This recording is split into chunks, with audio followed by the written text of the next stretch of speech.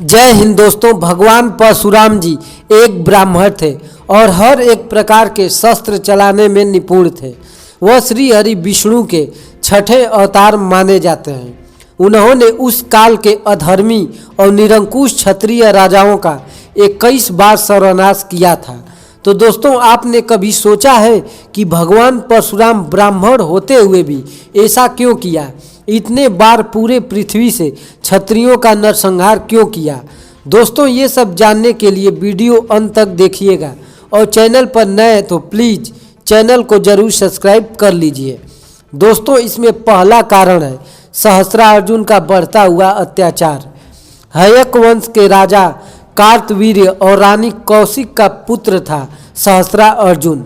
वह माहिष्मती साम्राज्य का राजा था और अत्यंत शक्तिशाली था। दोस्तों, सहस्त्रार्जुन का वास्तविक नाम अर्जुन था। अर्जुन ने भगवान दत्तात्रेय को प्रसन्न करने के लिए घोर तपस्या की। उसकी इस तपस्या से प्रसन्न होकर भगवान ने वरदान मांगने को कहा। अर्जुन ने भगवान से 10,000 हाथों का आशीर्वाद प्राप्त किया। इसके बाद उसका नाम अर्जुन से सहस्त्रार्जुन पड़ गया। 10,000 हाथ होने से वह अकेला ही 10,000 शक्तिशाली राजाओं के बराबर शक्ति प्राप्त हो गया। इसी कारण वह अपनी शक्ति के मद में अत्याचारी हो गया। वह प्रतिदिन अधर्म करता था। ऋषियों के आश्रम उजाड़ना, यज्ञ और हवनों को नष्ट करना, निर्धन और ब्राह्मणों को सताना उसका कार्य था। उसके इस अत्याचार से सभी प्रजा दूसरे राज्यों में कूच करने लगी, किंतु जब उसे इस बात का पता चला तो उसने उस निर्दोष नागरिकों की भी हत्या कर दी। अपने राज्य की स्त्रियों की पवित्रता को भी वह अपने मनोरंजन के लिए नष्ट कर देता था। एक बार सहस्त्रार्जुन अपनी सेना के साथ किसी राज्य पर आक्रमण के लिए निकला था। रास्ते में कई पड़ाव व घने जंगल पार करते हुए उसकी सेना थक गई, इसलिए उसने विश्राम करने का निर्णय लिया और बगल के गांव के एक आश्रम पहुंचा। वह अद्भुत आश्रम परशुराम जी के पिता महर्षि जमदग्नि का था। उस समय परशुराम जी जंगल में लकड़ी लेने के लिए गए थे। महर्षि ने आए हुए अतिथियों का स्वागत किया और सत्कार के लिए उनके भोजन का प्रबंध करने लगे। सहस्त्रार्जुन को लगा कि ये ऋषि संपूर्ण सेना के भोजन की व्यवस्था नहीं कर पाएंगे, किंतु महर्षि ने स्वर्गलोक से प्राप्त कामधेनु की सहायता से सबके भोजन की व्यवस्था कर दी। कामधेनु की दिव्यता के आगे सहस्त्रार्जुन को अपना सांसारिक संतोष निम्न लगने लगा। उसने उस दिव्य गाय को बलपूर्वक ऋषि से छीन लिया, किंतु कामधेनु उनके हाथ से छूटकर स्वर्ग की ओर प्रस्थान कर गई। इससे वह क्रोधित हो गया और उसने सभी ऋषियों को मारना पीटना शुरू कर दिया।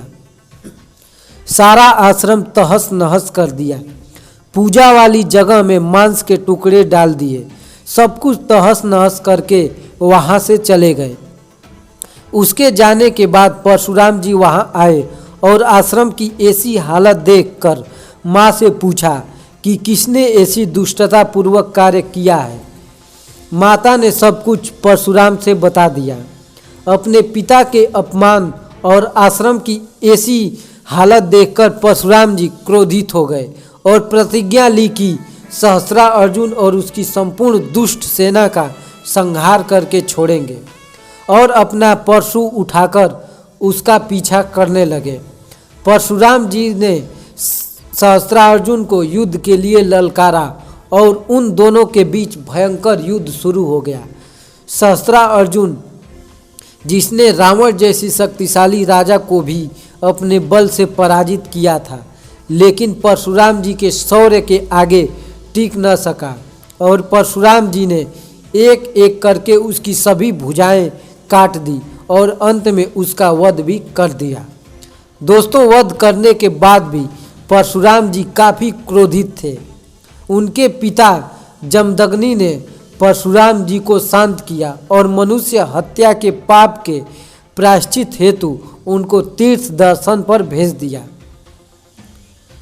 उनके आश्रम में न होने की सूचना पाकर सहस्त्रा अर्जुन के पुत्रों ने अपने पिता की हत्या का प्रतिशोध लेने के लिए महर्षि जमदग्नि की हत्या कर दी और अंत में वहाँ मौजूद सभी ऋषियों को भी मार डाला और पूरे आश्रम को जला दिया।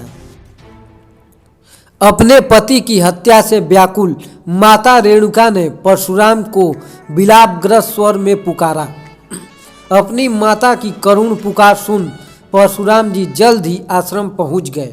वहां उन्होंने अपने पिता का कटा हुआ शीश देखा और पास ही अपनी माता को विलाप करते हुए देख वे अत्यंत क्रोधित हो गए। उन्होंने अपने पिता के शरीर पर 21 घाव देखे।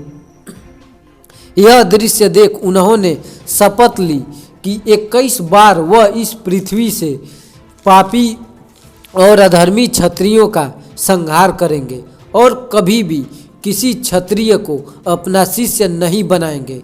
और पुराणों में उल्लेख किया गया है कि परशुराम जी ने अपनी शपथ निभाई थी। उन्होंने कुल 21 बार इस पृथ्वी से अत्याचारी और निरंकुश क्षत्रियों का अकेले ही सर्वनाश किया था।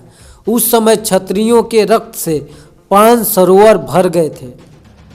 तब महर्षि ऋचिक ने भगवान परशुराम को ऐसा करने से रोका और इसके बाद परशुराम जी ने अपने पितरों का श्राद्ध किया और महेंद्र पर्वत पर कुटिया बनाकर रहने लगे।